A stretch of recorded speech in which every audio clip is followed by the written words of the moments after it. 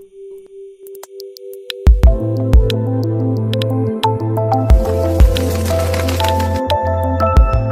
guys, welcome back to my channel. This is a mini eyebrow waxing tutorial using Gigi Waxing Kit.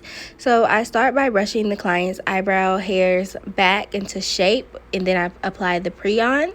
I'm going to apply the wax in the direction of the hair growth, and then I'm going to apply the strips, and I'm going to pull the strips in the opposite direction of the hair growth after I press firmly and leave it for about 15 seconds.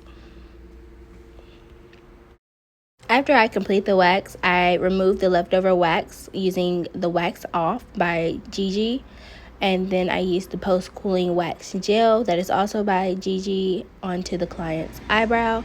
Then I clean them up by tweezing or using an eyebrow razor to arch them up some more. The Gigi Wax Kit is available at Sally's. Here is the finished look. I hope you all enjoyed this video. Please make sure you follow me on Instagram, give this video a like, and subscribe. Bye.